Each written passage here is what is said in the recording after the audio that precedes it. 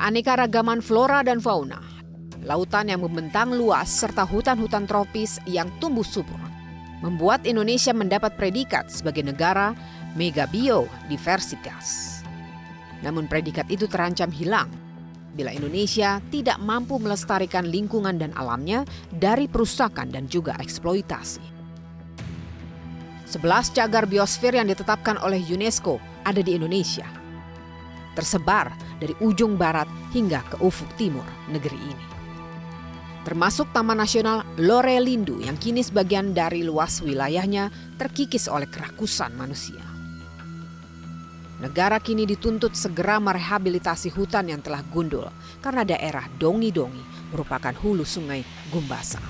Sungai Gumbasa berperan penting untuk irigasi sekitar 18.000 hektar sawah di Kabupaten Sigi. Kalau kita lihat Dongi-Dongi, gitu, wilayah khususnya di wilayah Taman Nasional, ada masalah di mana negara tidak memperhatikan bagaimana pertanian di sana itu bisa didorong lebih maju. Gitu. Itu pertama. Yang kedua, ada kelihatan pertanian atau secara keseluruhan produksi pertanian di wilayah Taman Nasional itu negara itu tidak memberikan jaminan terhadap petani sehingga mereka menganggap bahwa pertanian ini adalah sumber untuk mereka bisa menghidupi kehidupan mereka begitu.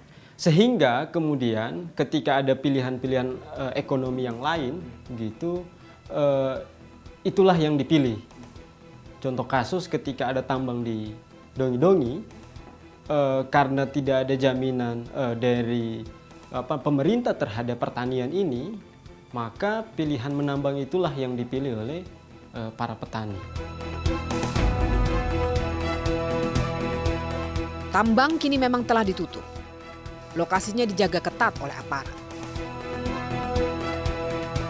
Kerusakan yang terlanjur terjadi mulai dibenahi.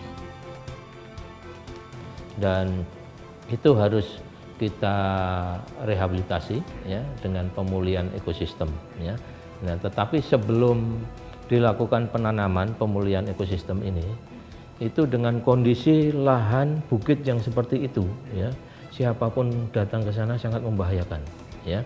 Dan itu ancamannya sewaktu-waktu misalnya runtuh dan sebagainya kan ya. Ini harus dilakukan satu adalah penimbunan lubang-lubang itu ya, yang tujuannya pertama ya, lubang-lubang itu ditimbun ya supaya menghindari bahaya yang saya sebutkan tadi.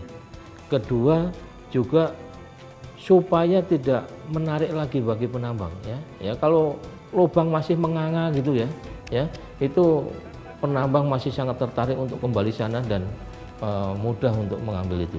Kecuali kegiatan-kegiatan yang sudah direncanakan jauh hari ya. Sistem perencanaan kita kan T-1 ya. Jadi kalau kita mau melaksanakan kegiatan tahun ini ya, mestinya direncanakan dan dibahas, diusulkan tahun lalu ya.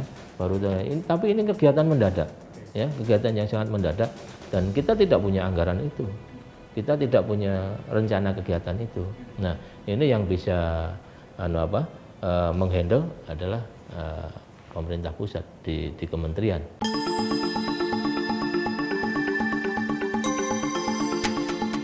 Sulawesi Tengah memiliki potensi sumber daya bahan galian dan mineral. Mulai dari bahan galian golongan A, bahan bakar fosil, mineral golongan B, logam industri, serta galian golongan C.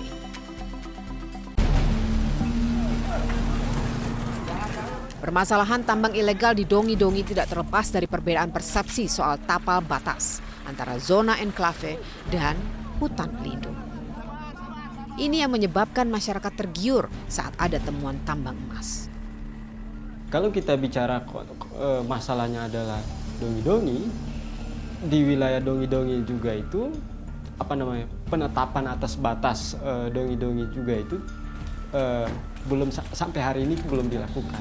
Benar memang sudah ditetapkan 1.500 dilepaskan, tetapi secara konkret di lapangan tapal batas itu dan lain-lain itu belum kelihatan sampai hari ini.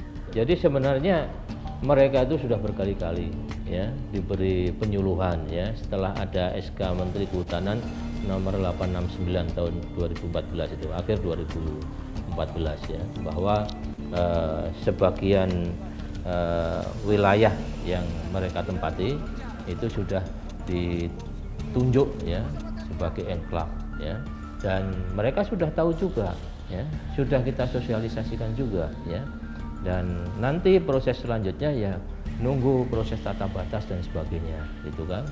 Dan kalau dia bingung soal apa batas ya itu mereka ya alasan mereka saja ya.